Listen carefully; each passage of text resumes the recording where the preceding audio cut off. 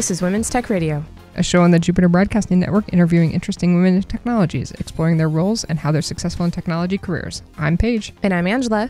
So Angela, today we're joined by Tiffany. She is a UX developer, and she goes into the differences between developer and designer, front end and back end, and all this really interesting industry kind of separation that has happened over the years and why it's important. And we also get into a fantastic conversation about board games. And before we get into the interview, if you're interested in supporting this show, if you're listening to it week after week and you're finding this content really awesome, which we do, we have a really good time every time we record, and we always get something new from every single episode. It's really awesome. You can go over to patreon.com/today, and that supports the whole network, but also specifically Women's Tech Radio. And you can donate as little as $3 a month, or, you know, whatever you're comfortable with. And it's a monthly basis, automatically comes out. Yep. And we get started with our interview today by asking Tiffany what she's up to these days.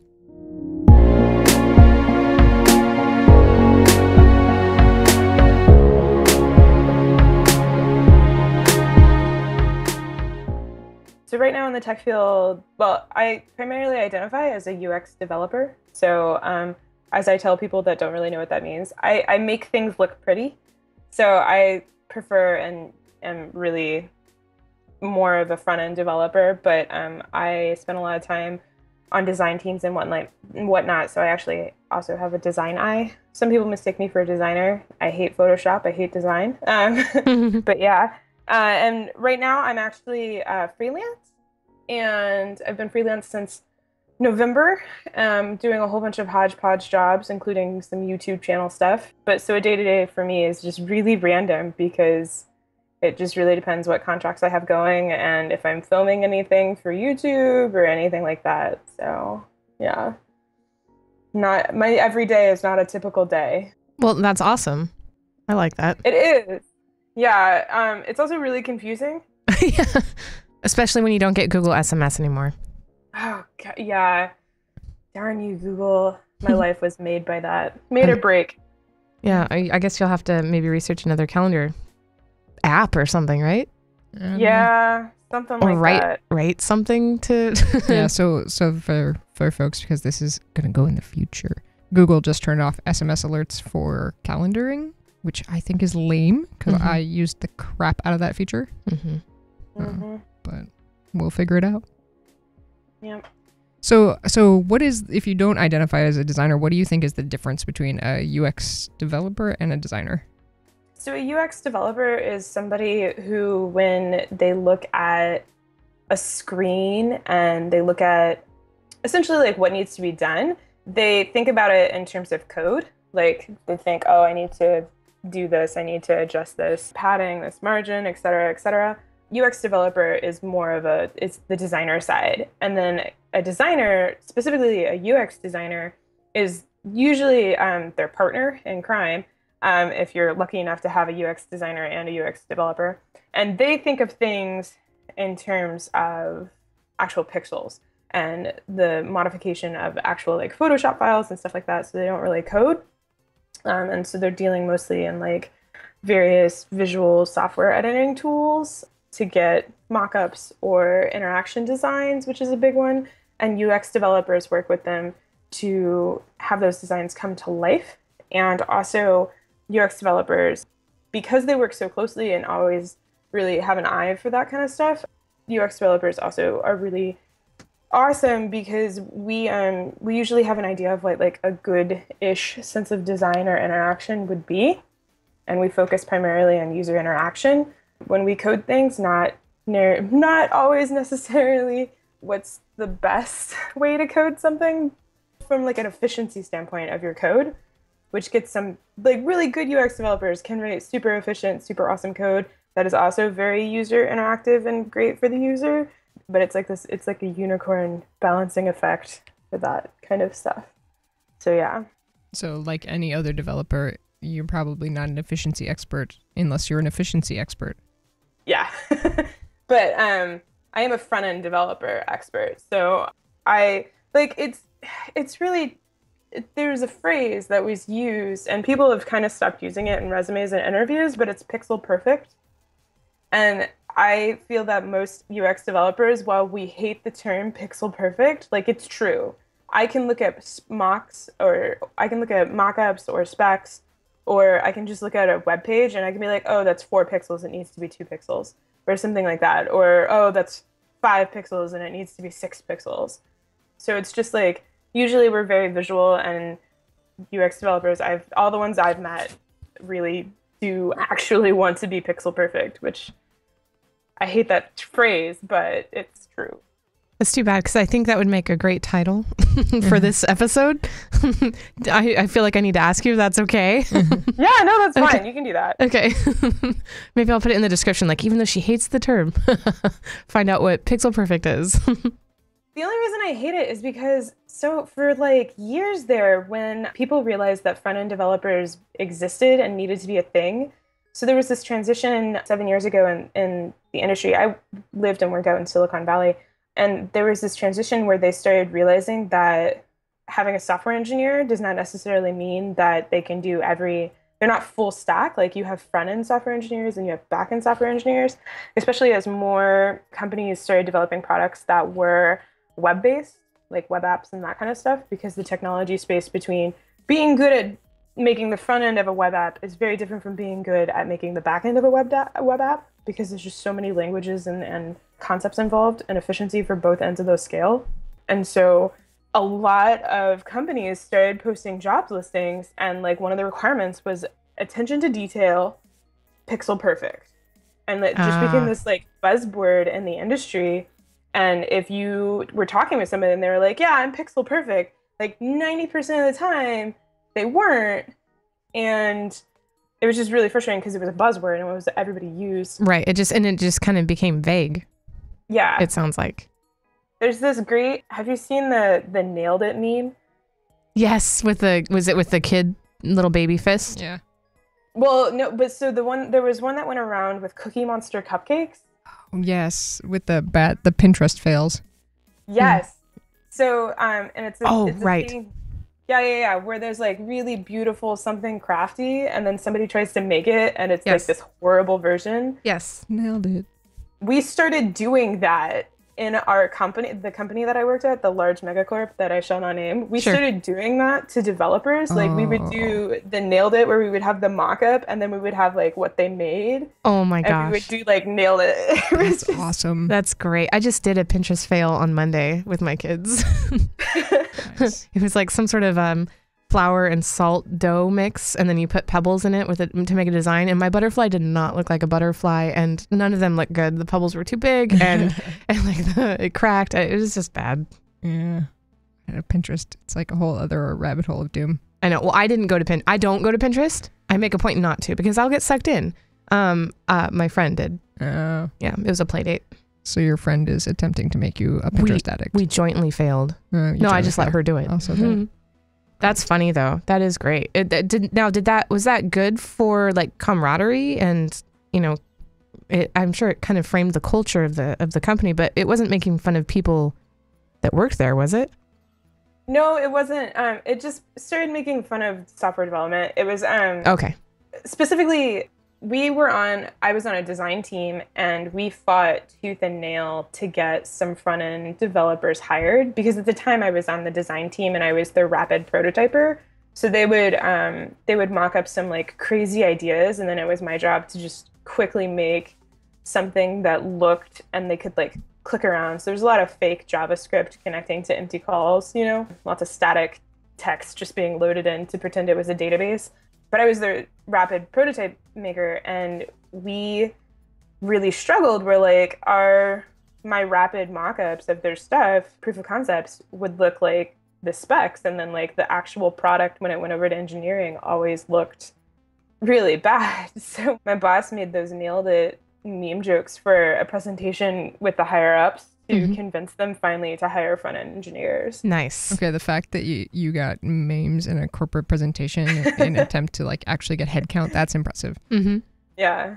So, and after that, they started hiring people who specialized in front-end development, and it really made a big difference on the product. And I think it's starting to become more common. So when I went to college in 2005, when I started looking for degree programs, there was nothing that I could find that focused on UX front-end development. Everything in computer science was computer science hardcore. There was nothing that specialized in kind of like front end and web or anything like that. I think there was one program in some random college on the East Coast, and I'd never even heard of the college. But now, if you went and looked for those kind of programs, they're popping up everywhere because there's such a demand for those positions. Yeah, I mean, even Stanford now has a full track for web and iOS. Yeah. It's crazy. That's good. So where do you make the division between like front end design, back end? I mean, I know where I do, but usually I make the division where anything becomes visual on the screen. So if you're putting something on the screen, you're dealing with front end design, especially with the MVC model, so model view and controller. You can really separate front end and back end because you work with the back end team really closely to make sure that you're making the correct connections in the middle area.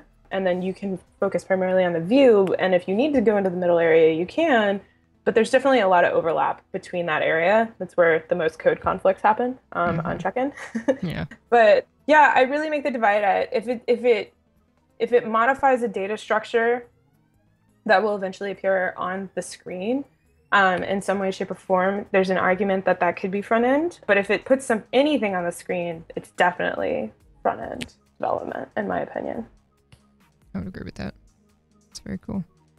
So you're freelancing now. How did you get into freelancing? What are your struggles in freelancing? Because I've definitely met a lot of people who are kind of like not quite happy in a job, or they feel like they'd like to try doing their own thing. Like, what are some of the ups and downs for you since you just started?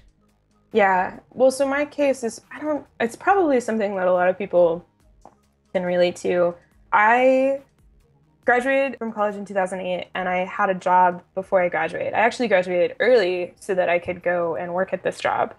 And I almost burnt out. I was like super close to burning out after 3.5 years at this giant corporation that shall not be named. And I had a friend that worked at another larger corporation, not giant, but large, that also shall not be named. And he was like, you should come work for us. That's super awesome.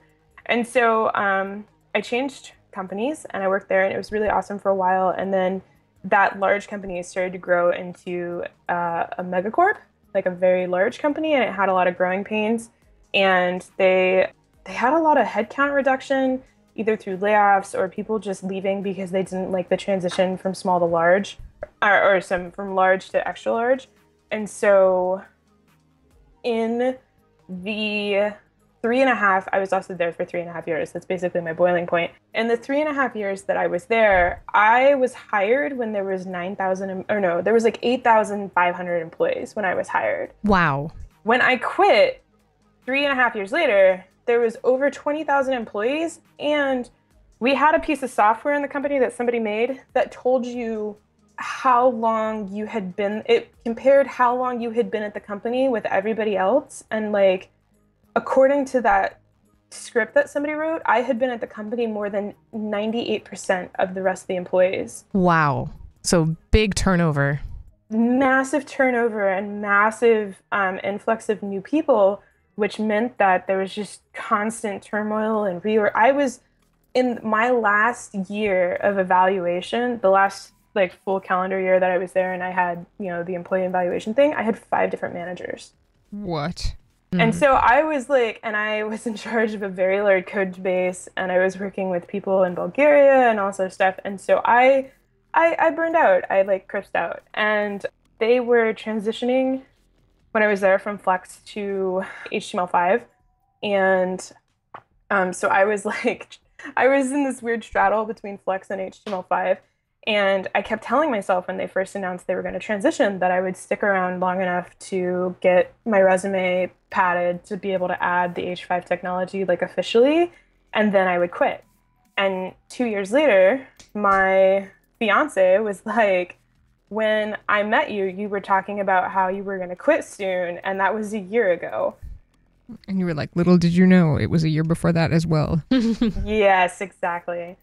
So I looked at my finances, and I discussed it with my partner, and we decided that for my mental stability, it would be best if I just quit. So I quit my job, and I had a friend that was looking for some design work and web work and basically an everything person at his like he's trying to kickstart a product, a home automation system.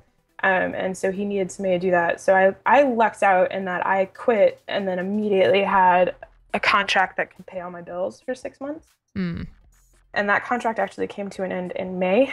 And so now I am looking for work elsewhere, like more contracts elsewhere. And it's funny because I kind of just keep like, I have a friend that is very involved in a lot of tech networks in Portland, and she's probably one of the reasons we moved here, but she keeps like throwing things over the fence at me, and so I just keep accidentally getting these jobs where she's like, "Oh, hey, this is this thing and and you should do it." And I'm like, "Oh, okay."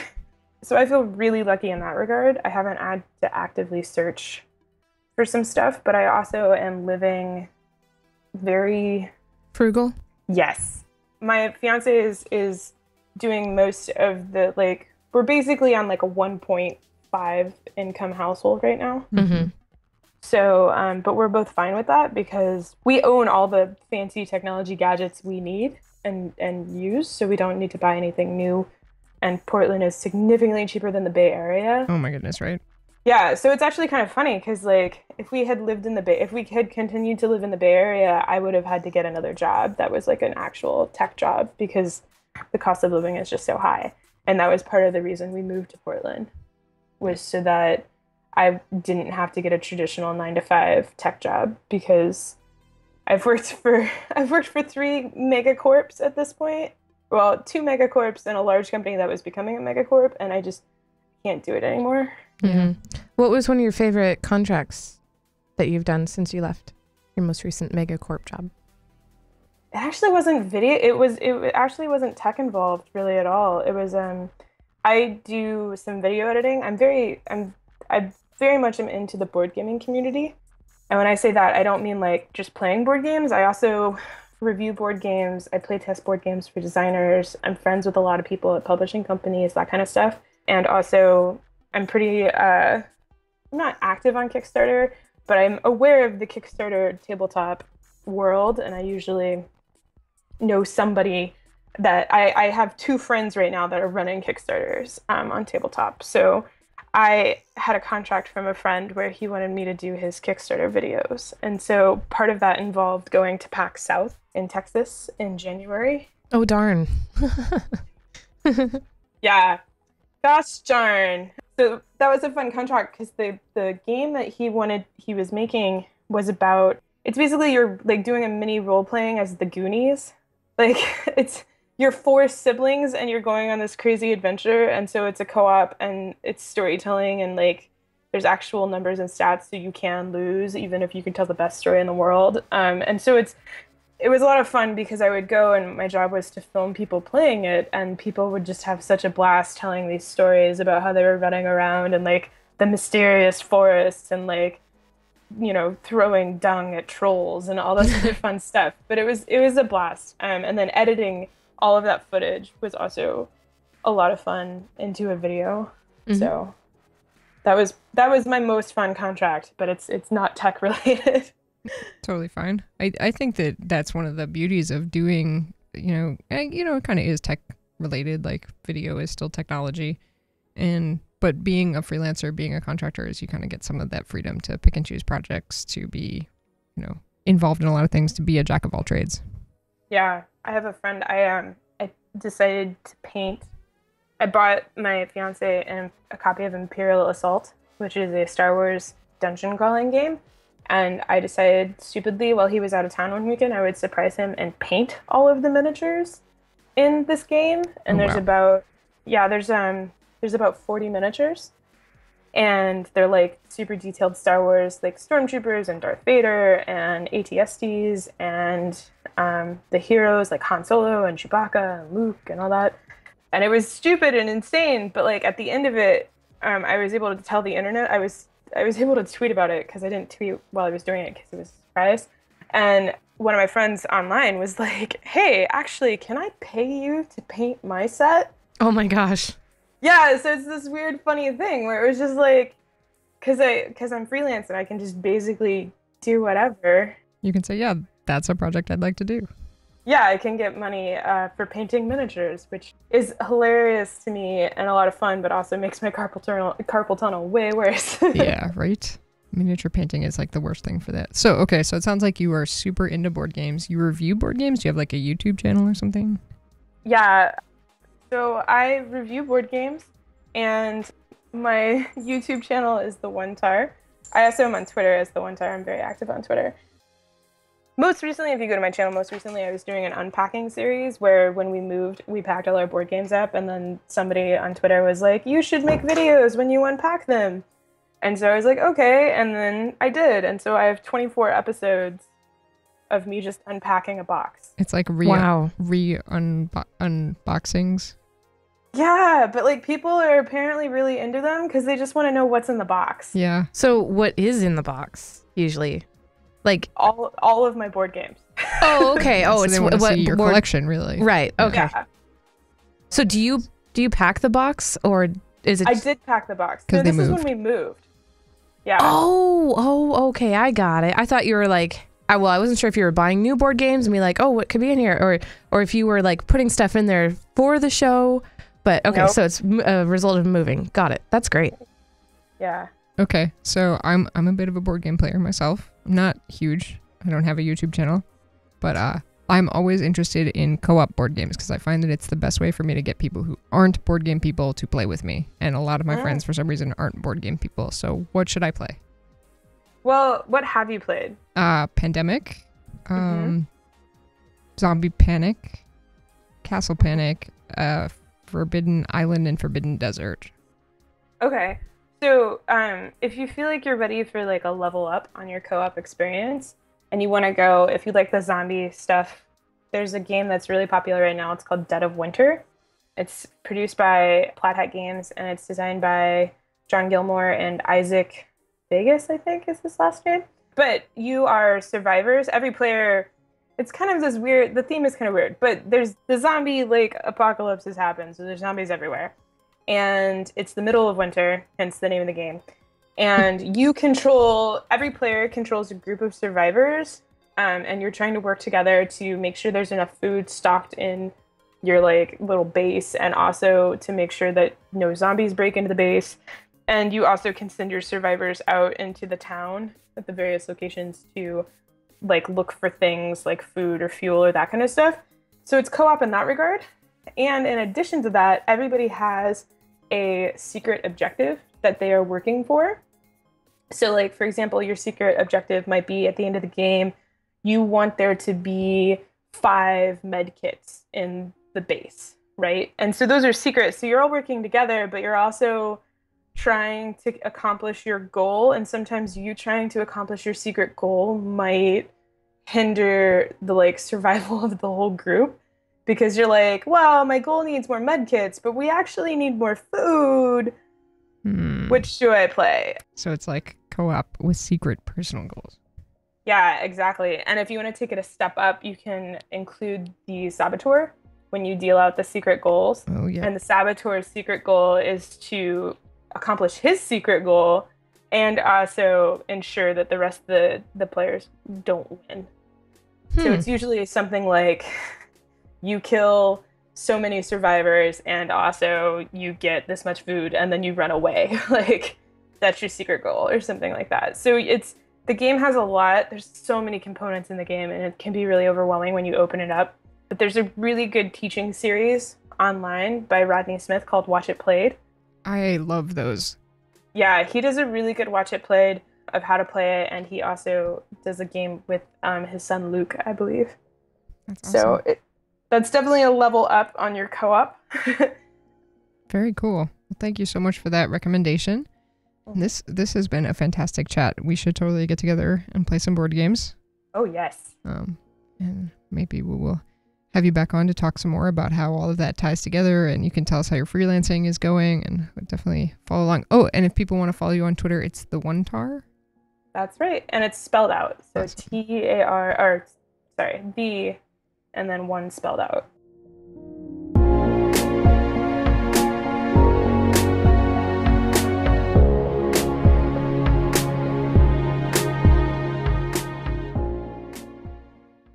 Thank you for listening to this episode of Women's Tech Radio. Remember, you can contact us by emailing wtr@jupiterbroadcasting.com. There's a contact form at jupiterbroadcasting.com where you can drop down Women's Tech Radio to contact us. Or you can go on Twitter. Our handle is HeyWTR. You can also find us on iTunes. If you have a minute, leave a review. And you can check out the show notes at jupiterbroadcasting.com on our page, and it will also include this transcripts if you have some people who might be interested in the show but don't have the time to listen to us but are fast readers. Thanks so much.